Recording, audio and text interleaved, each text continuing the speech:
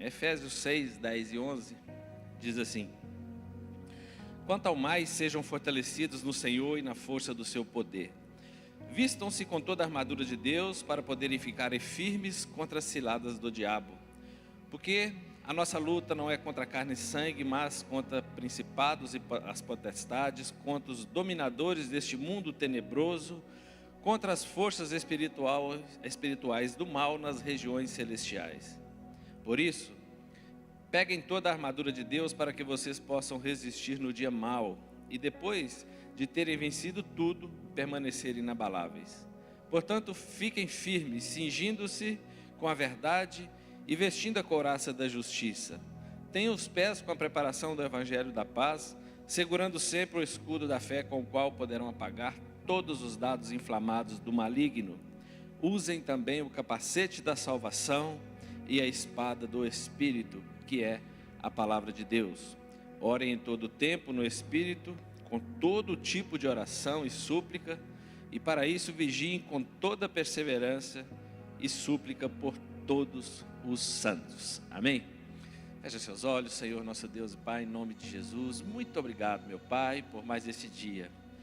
Se aqui estamos, ó Deus, mais uma semana, é porque o Senhor nos abençoou, nos guardou, nos deu livramentos, ó Pai. Contamos hoje com a presença da Gessi. Senhor, muito obrigado por mais este milagre, Pai querido, vivo aqui no nosso meio. Pai querido, nós te bendizemos por esta manhã, Senhor, por cada vida aqui presente. E te agradecemos pela tua palavra, Pai, que é viva, eficaz e mais penetrante do que uma espada de dois gumes, ó Deus. Fala conosco mais uma vez nessa manhã, Senhor. Nós oramos, te bendizemos em nome de Jesus. Amém. Pode se assentar, fica à vontade. Queria falar hoje um pouco sobre esses últimos versículos aí da carta de Paulo à igreja dos Efésios, a igreja de Éfeso. Paulo provavelmente escreve essa carta ainda preso, já preso em Roma. E é uma carta de encorajamento e exortação, escrita num cenário de muito poder. E nela nós encontramos, ela retrata a união entre os judeus e os gentios, um povo que parecia distante. Até para os judeus parecia que Deus não tinha nada para os gentios, e os gentios também parece que não esperavam nada que viesse ali dos judeus por meio de Cristo. E ela trata também que traz o povo de Deus como o seu triunfo e a glória suprema do Senhor sendo mesmo derramada nesta comunidade, nesta igreja, ali em Éfeso. E Paulo começa a trabalhar, quando nós olhamos para a carta aos Efésios.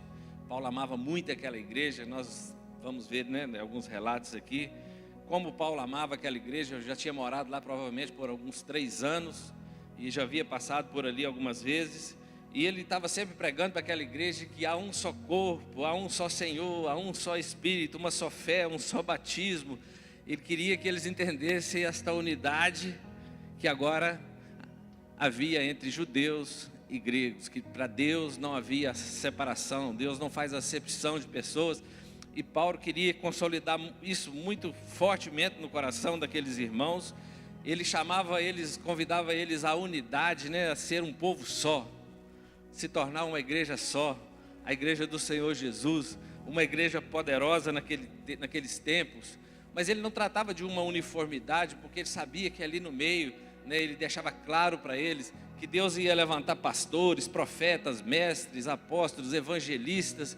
Então Deus ia levantar pessoas. Ele juntou um monte de pessoas diferentes, mas com dons, talentos especiais. E ele começa a trabalhar mais para o final, a partir do capítulo 4, ele já começa a trabalhar um pouco sobre a prática daquilo que Jesus estava fazendo na vida deles. No início, do versículo 1 ao 3, ele consolida no coração deles que todas aquelas promessas de Deus a Abraão estavam se cumprindo na vida deles, mas ele os convida agora para uma prática, para que colocasse isso em prática, que eles pudessem usufruir disso ali na vida deles no dia a dia. E ele começa a trabalhar com as famílias, ele começa a ensinar as famílias o que é ser homem, marido de verdade, o que é ser uma esposa de verdade. Ele começa a dizer para os maridos que eles precisavam amar suas esposas como Cristo amou a igreja. Ele começa a trazer essa realidade ali no meio de um povo, né? No meio de uma sociedade talvez machista, mas também onde, né, a prostituição era encarada quase ali, né, através daquelas prostitutas que eram consideradas deusas ali. E diante disso tudo ele começa a trabalhar com as famílias. Ele vai dizer que as esposas deveriam também ser submissas a seus maridos, como é o próprio Cristo. E ele também começa a comparar essa situação da igreja como noiva, Jesus como noivo. Ele começa a chamar pais e filhos. Filhos, honrem os seus pais. E ele começa a ensinar que há promessa nisso, né? Um mandamento com promessa. Mas ele também começa a ensinar para os pais que não deveriam provocar a ira dos seus filhos. E eu fico pensando, pais, né? A gente, quando fala pais, a gente pensa só nos meninos pequenos. Mas nós continuamos sendo pais. Mesmo depois que nós vamos envelhecendo, nossos filhos vão crescendo, continuamos a ser pais. Então ele vai ensinar que os filhos devem honrar os seus pais, não só quando você está pequeno, quando você está debaixo dos cuidados dos pais, mas também durante toda a vida, né? E principalmente talvez na velhice ali dos seus pais. Ele vai chamar também os escravos, os mestres. Então ele vai chamar aqueles que prestavam serviço, que eles deveriam fazer isso como se estivesse fazendo ao próprio Cristo. Mas ele vai chamar também ali os seus mestres, vai falar, olha, respeita eles, porque Deus não faz acepção de pessoas, eles têm o mesmo valor que vocês, que são os senhores deles. Então Paulo começa a trabalhar isso tudo no meio do povo, e isso é extraordinário, sim ou não? Família abençoada, né? Uma família abençoada, uma sociedade abençoada, uma sociedade que se importa uns com os outros, que ama uns aos outros. Só que Paulo, nesse texto que nós acabamos de ler, ele vai dizer que eles precisavam de tomar alguns cuidados, eles precisavam de se revestir de toda a armadura de Deus. E eu fico pensando como é que Paulo amava tanto esse povo, né? Eu gosto muito daquele texto em Atos 20, do 25 em diante ali. Nós vamos ver quando Paulo, na sua última passagem ali por Efésios, né, pela cidade de Éfeso, ele nem chega na cidade, ele recebe os irmãos ali no porto, porque ele estava indo para Jerusalém, mas ele queria muito ver aqueles irmãos, e ele pede para que eles viessem encontrar com ele no porto. E a Bíblia vai nos dizer que vieram, né, muitos irmãos ali encontrar com Paulo ali no porto, em Éfeso, uma cidade muito grande, poderosa. E aqueles irmãos choraram porque Paulo disse para eles que seria a última vez que passaria por ali, que ele estava indo para Jerusalém, e provavelmente nós sabemos que dali para Roma, e lá decapitado. Mas ele explica isso para eles, que talvez seria a última vez, como foi, que estaria junto com eles. E a Bíblia diz que eles começaram a chorar, e abraçar, e a beijar aquele homem. Olha que coisa extraordinária. Paulo amava tanto aquele povo, porque ele percebia que Deus estava fazendo algo diferente no meio deles. E ele termina, a Bíblia vai dizer, nesse último encontro com eles, a Bíblia diz que ele cai de joelhos e ora por aqueles irmãos. E na carta de Paulo aos Efésios nós vamos ver várias vezes Paulo orando a Deus, e no final aí nós vamos ver como ele nos orienta para que pudéssemos também orar. É muito bom ser amado, sim ou não? Eu fico pensando, nós somos muito amados pela igreja que nós, né, lideramos, nós somos muito gratos pelos irmãos, e é muito bom quando você tem uma demonstração de amor assim, que você sabe que é verdadeiro. Eu fico pensando no coração de Paulo. Essa semana eu tive uma experiência extraordinária, que eu fiquei muito feliz, né? Eu não tinha trauma não, mas eu fiquei muito feliz, que eu estava lá na casa do meu filho, eu e a Ada, do Reinaldinho, e minha netinha estava com a gente, a Clarinha, a mais velha, e eu falei com a Ada assim, agora nós vamos embora. Falei com a Clarinha, vovô agora vai embora. Falei com ela, Joãozinho, vovô agora vai embora, porque o vovô precisa descansar e tudo. Ela falou, vovô, fica mais um pouquinho. E criança é bacana, que é sincera, né, verdadeira. Aí ela falou, fica mais um pouquinho, vovô, e fala tudo sem interesse nenhum, viu, irmãos? Criança não tem interesse, fala tudo é sem interesse. Ela disse assim, fica mais um pouquinho, vovô. Passou a mão no meu rosto e falou assim, você é tão lindo. Sem interesse nenhum. Eu falei, acho que eu vou ficar mais um pouquinho. E ela foi e falou assim, vovô, seu nariz é tão lindo. Eu falei, agora eu vou ficar mais uma hora aqui hoje. E fiquei lá mais 1h30 com ela, porque eu sempre achei que meu nariz era um pouco desproporcional e tal. Mas ela falou, seu nariz é tão lindo, vovô. E criança não mente, né? Criança é muito sincera. E eu fiquei muito feliz com isso. Isso é muito legal, né? Quando você vê, eu fiquei pensando no apóstolo Paulo, só para a gente ilustrar um pouquinho aqui, o quanto o apóstolo Paulo deve ter ficado feliz com aqueles irmãos ali, demonstrando, né, o amor por eles.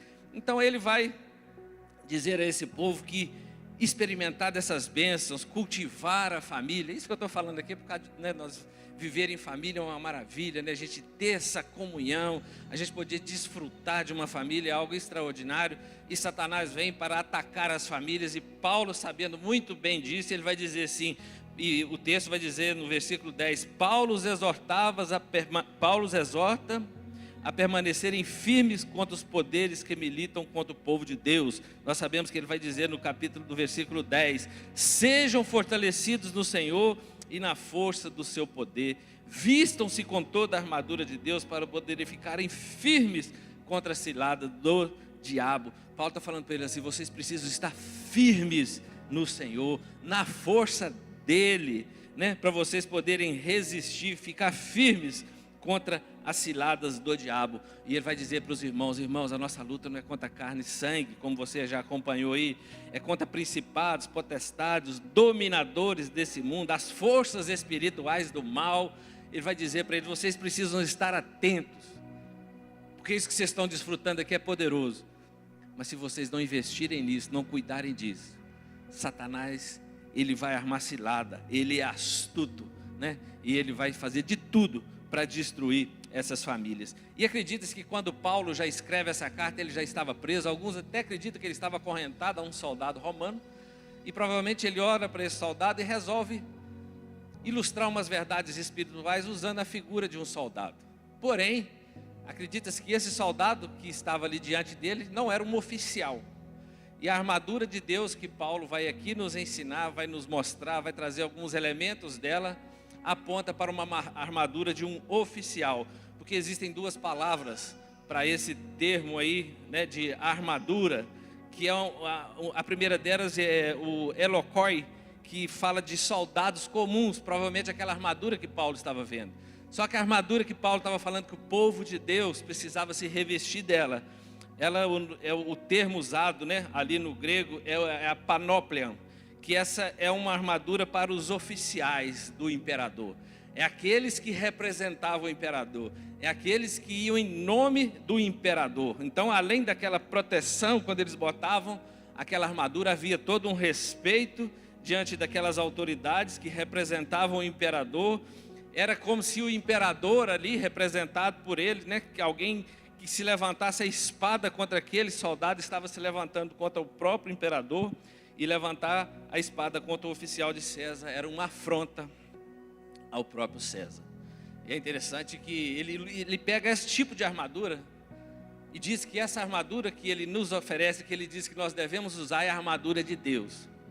Ele estava querendo dizer que quando nós vestimos essa armadura, nós estamos revestidos com a autoridade, com o poder de Deus. Que ao olhar para nós, Satanás vai bater em retirada, porque ele vai perceber que essa armadura, por trás dessa armadura, existe uma autoridade, existe um poder que vai muito além daqueles que estão usando, mas que estão revestidos dela. Então o termo usado por ele é panóplia, que é essa palavra que dá muito mais força a essa armadura, que traz muito mais peso. E ele começa a dizer que a nossa luta é contra o diabo. E muitas vezes nós negligenciamos, vivemos aí, muitas pessoas acham que ele nem existe, e a maior mentira dele é as pessoas pensarem que ele não existe.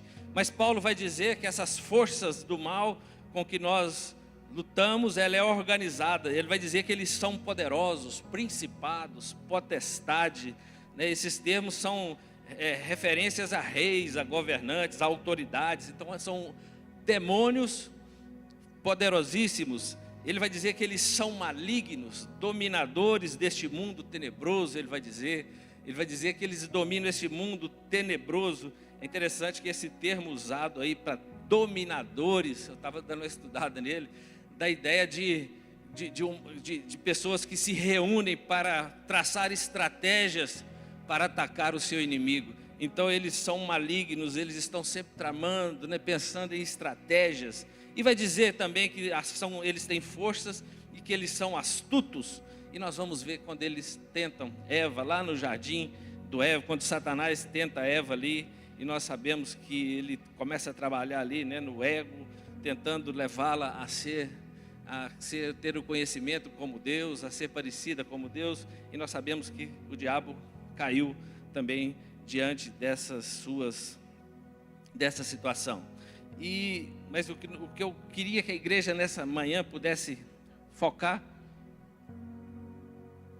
não é para você ficar com medo do diabo, porque a Bíblia nos diz que Jesus nos libertou do império das trevas e nos transportou para o reino do Filho do seu amor, amém? Para o reino do seu Filho amado. Então aqueles que estão em Cristo Jesus, a Bíblia fala que que Ele nos libertou do império das trevas.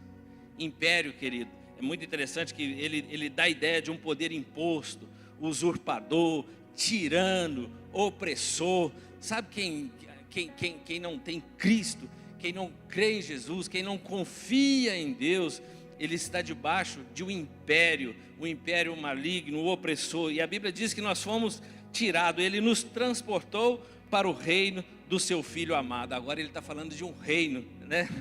O reino é algo que retrata um poder reconhecido, legítimo. Então quando nós vestimos a armadura de Deus, nós estamos mesmo respaldados, né? Nós somos legitimados por Deus a podermos usufruir, né, de tudo aquilo que a armadura representa.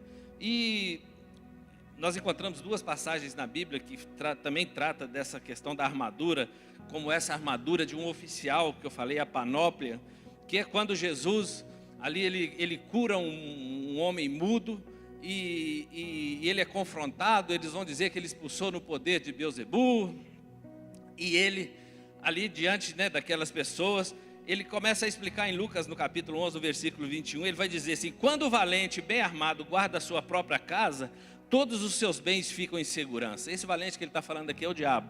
E ele começa a dizer: mas se aparecer alguém mais valente, aí ele está falando dele, do que ele, vence-o, tira-lhe a armadura em que confiava e reparte os seus despojos. Jesus, nós sabemos, em Colossenses 1,14, vai dizer que Jesus, despojando os principados e potestade publicamente, os expôs aos desprezos, triunfando sobre eles na cruz. Então Jesus já triunfou sobre Satanás, já pisou na cabeça do diabo. Então nós que estamos em Cristo Jesus, que revestimos a armadura de Deus, nós não precisamos de ter medo do diabo, porque Jesus já tirou toda a autoridade que ele tinha, que ali, lá no jardim do Éden, ele assumiu. Jesus resgatou isso de volta. Em Tiago capítulo 4, 7, vai dizer que nós, né, devemos nos sujeitar a Deus e resistir ao diabo, e ele fugirá de nós, amém? Então nós só precisamos sujeitar a Deus, confiar em Deus, e o diabo fugirá da nossa presença, queridos. Então eu não queria que você viesse aqui nessa manhã para ter medo, mas que você fosse estimulado, encorajado. E o texto, Paulo não está dizendo para ninguém sair caçando demônio por aí, querido. Não é isso que ele está falando? Ele vai dizer que nós só devemos estar fortalecidos para o dia mau. Aquele dia que, sabe aquele dia que você está precisando de socorro, você está tão fortalecido no Senhor, que você só vai lidar com o problema e Jesus vai te ajudar, que Satanás não vai entrar no meio dessa situação. Então como nós podemos ficar firmes contra os ataques desses inimigos que nós acabamos de dizer que são bastante poderosos? Primeiro, através da capacitação divina. Ele diz assim: sejam fortalecidos no Senhor e na força do seu poder. Não na sua força, não na minha força. Não tem nada que você pode fazer para Jesus te amar mais do que Ele já ama. Zero. Você não pode fazer nada para se tornar um cadinho mais forte. Zero. Jesus, nós sabemos que toda a força, todo o poder vem dele. Somente no poder de Deus, aquele que ressuscitou Jesus, né, Jesus Cristo dentre os mortos, que o elevou às regiões celestiais, aquele mesmo poder que nos ressuscitou da morte do pecado, né, nós estávamos mortos em nossos delitos e pecados, nós somos ressuscitados, restaurados.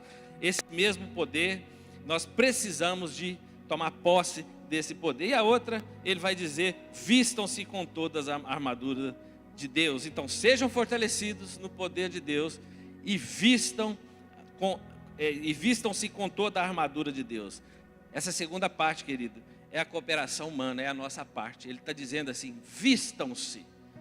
Quando você sai da sua casa de manhã, você fala assim: hoje eu quero ir com essa blusa. Ela pula do guarda-roupa e vem cá no seu corpo. Como é que funciona? Acho que eu vou vestir essa blusa. Hoje eu vou para o culto nela. Ela sai de lá e já vem, ou você tem que ir lá e pegar e vestir. A ideia é essa, ele está dizendo assim, vistam-se. Ele está dizendo aqui, quase que chamando a nossa responsabilidade para decidirmos. Quase não, nos dando essa chance de uma decisão, um livre arbítrio.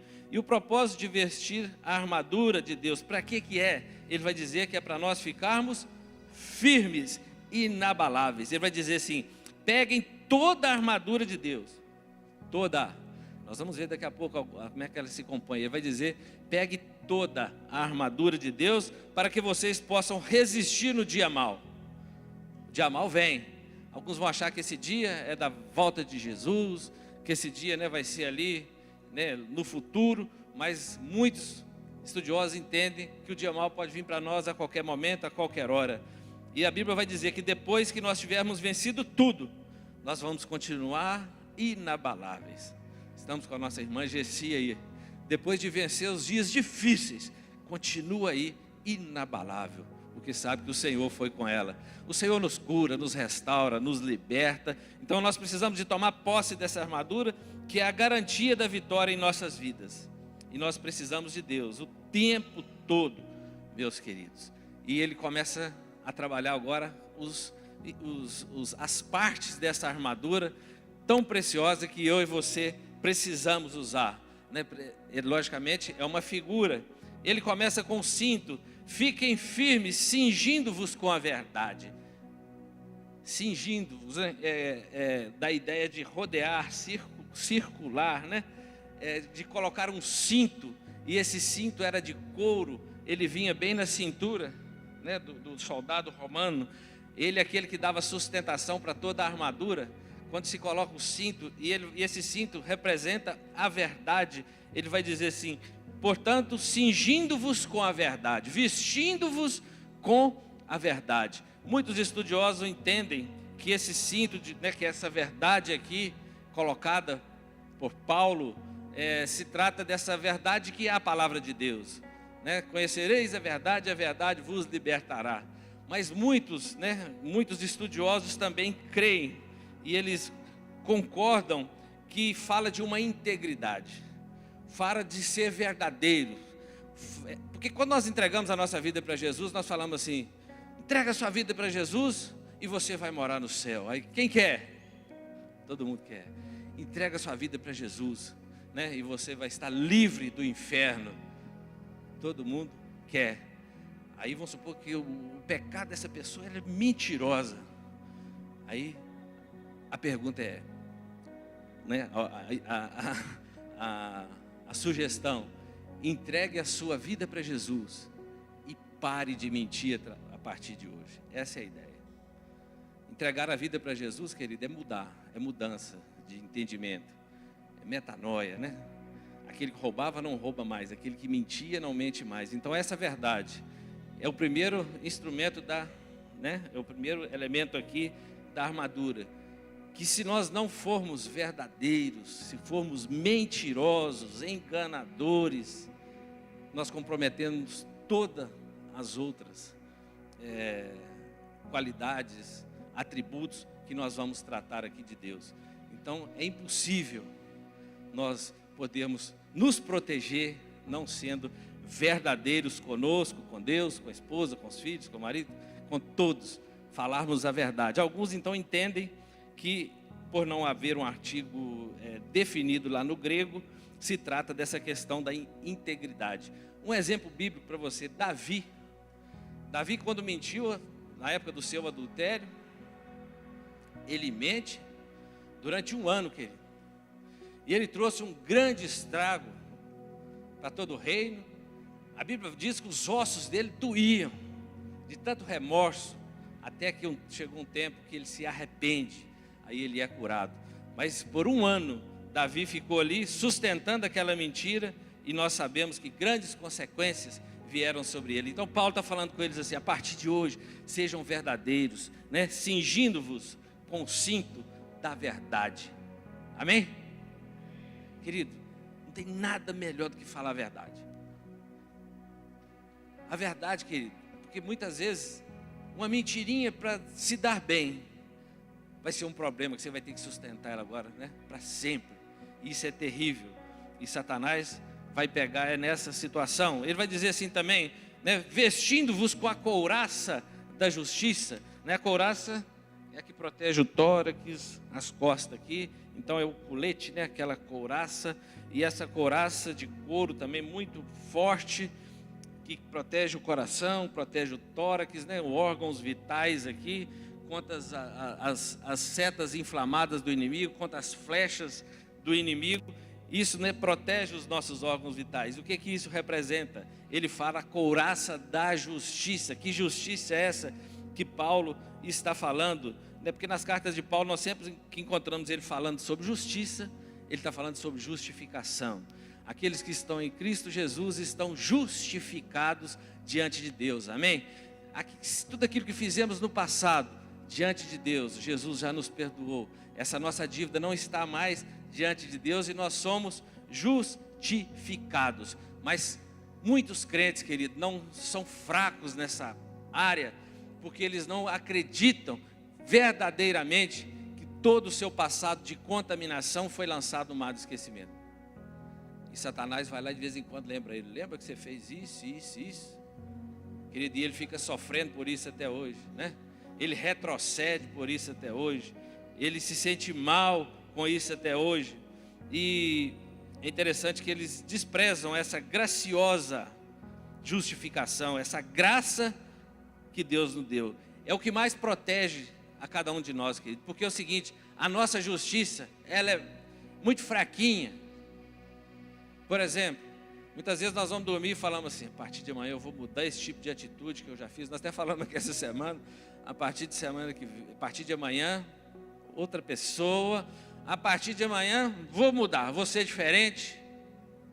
Isso vai durar até você botar o pé no chão no outro dia. Botou o pé no chão no outro dia, muitas vezes nós esquecemos. Não durou nem uma noite. Aí Satanás vai nos pegar em cheio. Mas nós cremos que nós já fomos justificados em Cristo Jesus. E porque fomos justificados em Cristo Jesus, agora nós temos o Espírito Santo, nós temos essa proteção, né, essa coisa que nos guarda. E a Bíblia vai dizer assim, quem tentará acusação contra os eleitos de Deus? Paulo vai falar, quem é o corajoso? Porque é Deus quem os justifica. Satanás não pode me acusar, não pode te acusar. Né? Porque todo o nosso passado de contaminação foi lançado no mar do esquecimento. É lógico, espera-se que sejamos justos desse dia em diante, porque todas as vezes que nós rompermos essa barreira, nós vamos dar brecha para que o diabo possa agir na nossa vida. Então, nesse contexto também há esse entendimento, como nós falamos da verdade, um entendimento que vem de Deus essa justiça, mas também de uma questão de uma justiça moral, de uma virtude de caráter e de conduta que nós, crentes, precisamos ter na nossa caminhada todos os dias. Cultivar essa justiça é o meio de resistir às tentações do inimigo. Você está entendendo que você está vestindo uma armadura, querido? Aqui está falando, né, de alguns princípios, alguns atributos, e né, muitas vezes nós não entendemos essas coisas como Paulo traz aqui. Então nós já temos a verdade, nós já temos a justiça, a verdade de Deus, mas também somos verdadeiros, a justiça de Deus, mas também agora nós somos justos. O diabo não pode mais nos acusar. Ele vai dizer, tenha os pés calçados com a preparação do Evangelho, no versículo 15, os pés calçados com a preparação do Evangelho. Essa armadura romana, ela tem uma sandália, que na sua sola tem uns pregos, acredita-se que os dedos ali, tem um espaço ali furado ali, para que possa ser confortável, para que o soldado possa, né, se locomover com facilidade durante uma guerra, que ele possa ficar bem estabilizado. E ele vai dizer assim que nós devemos preparar os pés calçados com a preparação do Evangelho da paz. E nós sabemos, queridos, que a coisa mais extraordinária que Paulo fazia é pregar o Evangelho da paz, né? Onde ele tinha forças para ir, onde ele colocava os seus pés, ele pregava o Evangelho da paz. Então é um equipamento que nos leva a grandes viagens, né? E o diabo teme todo cristão que prega o Evangelho da paz. E ele tenta nos atacar, ele tenta nos distrair. Nós sabemos que o diabo tentou, né, várias vezes, tentou Jesus. E como cristãos, queridos, nós precisamos de manusear bem o evangelho da paz, as escrituras sagradas. Onde nós andarmos, nós precisamos de levar essa paz do Senhor Jesus. Nós olhamos para a cidade de Éfeso, quando Paulo chega, quando o evangelho chega naquela cidade, aquelas famílias começam a experimentar de uma paz que nunca haviam experimentado em outros tempos. Ele vai dizer também o escudo da fé. Então nós já temos o cinto, né, a couraça, a sandália. Agora ele vai falar de um escudo da fé. E esse escudo de uma armadura romana, querido, não era um escudo pequeno, era o escudo de um oficial, 1,20 m por 80 de largura, onde dava para esconder o soldado romano ali atrás, perfeitamente contra as setas do inimigo. E é interessante que eu estava olhando esse escudo, ele acaba que ele se une com se você colar um escudo no outro, eles vão se unindo até virar um paredão, até virar algo muito compacto. E Paulo usa isso muito bem, porque ele trabalha muito a unidade da igreja. Nós como irmãos, queridos, todos nós, já pensou? Se todos nós saímos aqui hoje convictos que nós temos essa armadura, o quanto nós vamos proteger, né, uns aos outros, a nossa família, a nossa casa. Porque o que o Satanás lança muitas vezes, né, nos cristãos são acusações maliciosas, pensamentos. Porque eu não sei se você já aconteceu, mas muitas vezes você está lá na sua casa orando e passa uns pensamentos estranhos da sua cabeça. Já aconteceu com você ou não? Nada a ver, né? Uns pensamentos assim que você fica até com vergonha. Você fala, meu Deus, estou orando, como é que isso veio na minha cabeça agora?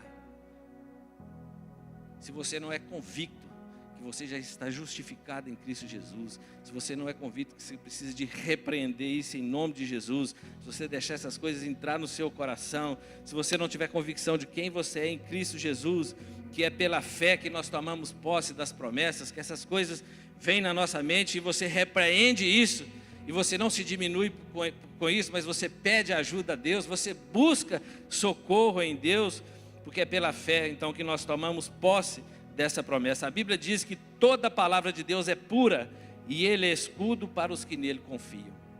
O Senhor é o escudo para os que nele confiam. E a última coisa, ele vai falar do capacete, a penúltima, o capacete da salvação. Ele vai falar, né, que nós devemos usar este capacete, que era de ferro, para proteger a cabeça, a mente, né, para proteger ali o psique. E a Bíblia é tão interessante quando nós estudamos esse capacete, que ele tinha uma pluma igual a crista, assim, bem bonita.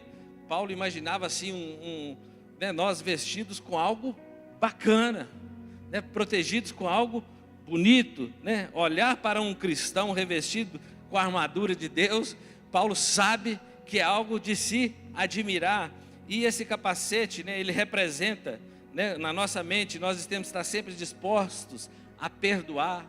Ele fala de libertação, de nos libertar de certas convicções.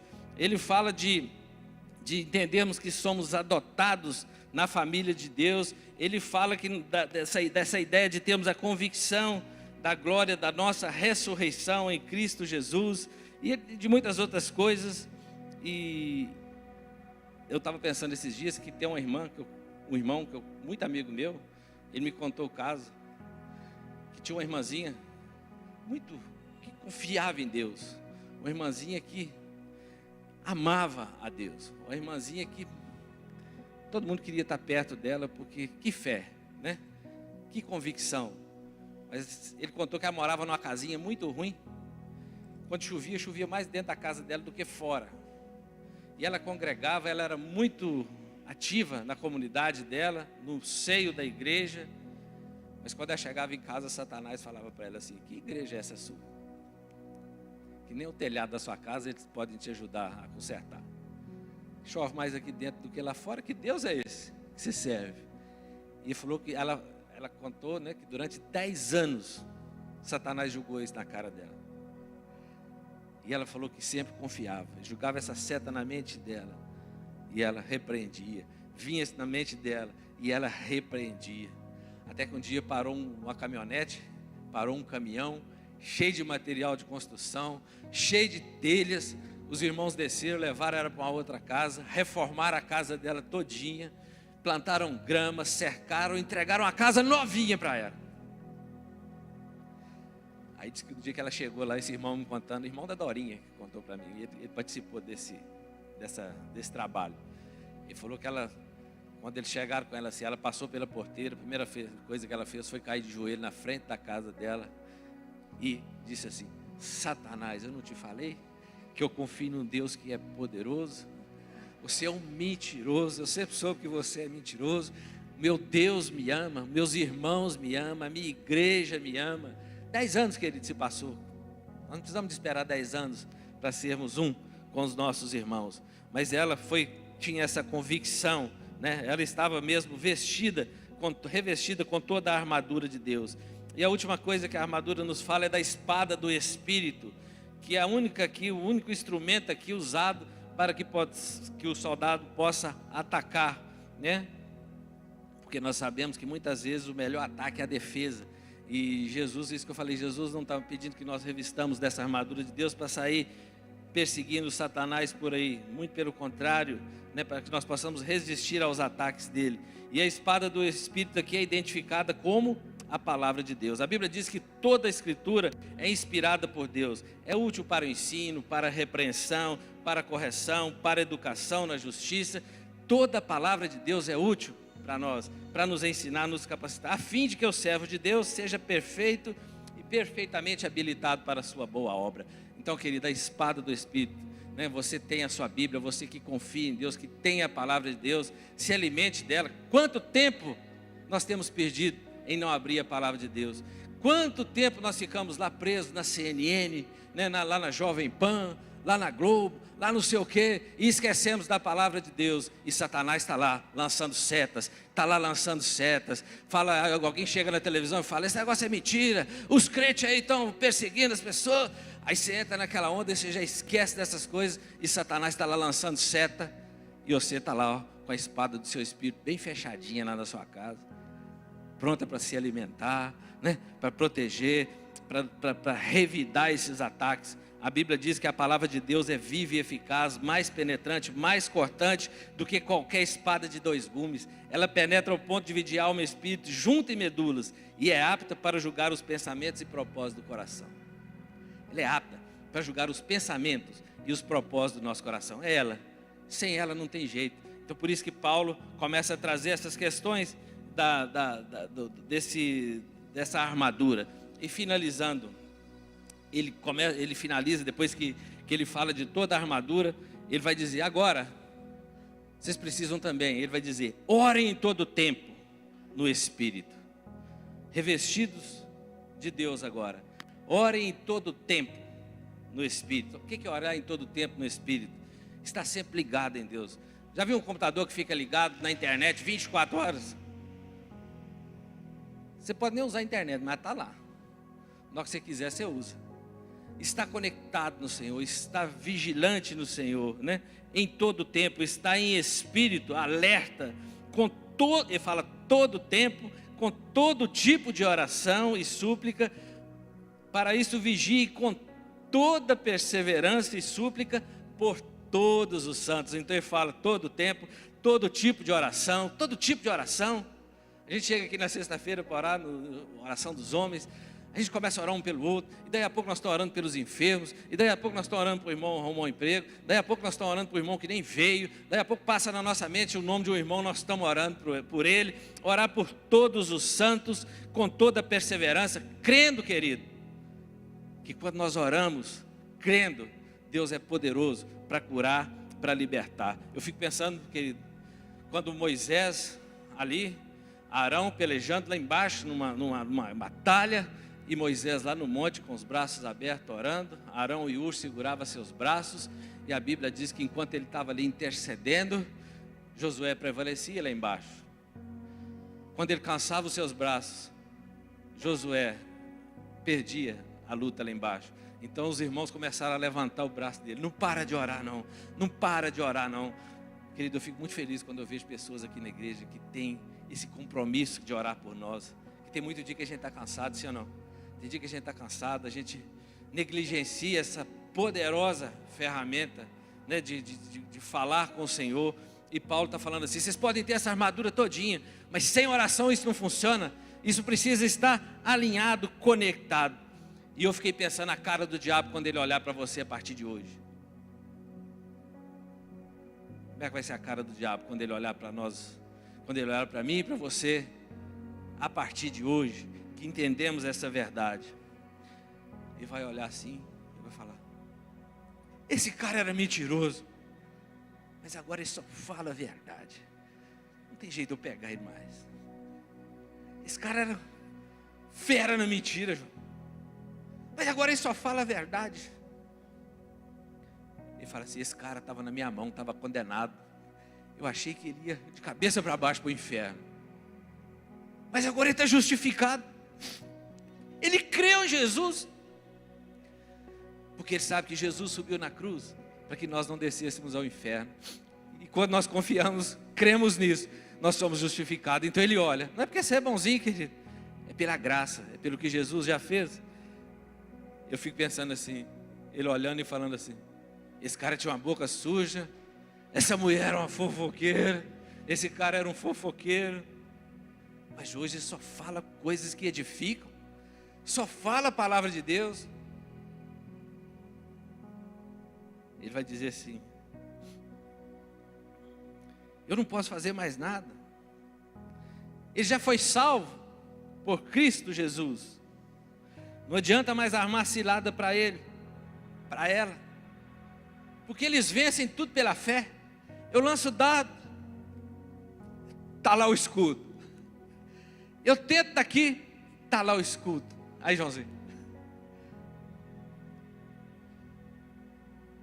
não adianta armar mais ciladas para eles, porque eles oram, as pessoas são curadas. Eles profetizam e as profecias se cumprem. Eles olham para as escrituras, veem as promessas de Deus, tomam posse e as promessas acontecem na vida deles. E outra coisa, eles não largam esse livro que eu odeio. Eles meditam nele de dia e de noite. Aí o que resta para Satanás? Embora, fugir de vós, bater em retirada. Quando ele olha para nós, ele tem visto isso, queridos. Estamos protegidos.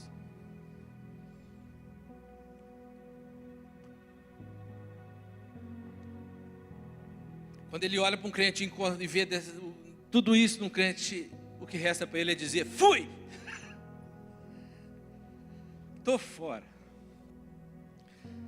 É isso que Paulo estava falando com aquela igreja. Quando Satanás olhar para vocês, ele precisa ver a verdade, a justiça. Ele precisa ver Deus em vocês. Ele precisa de ver Cristo em vocês. Ele precisa encontrar essa fé em vocês. Ele precisa de ver vocês meditando na palavra, crendo nessas verdades, usando essa verdade.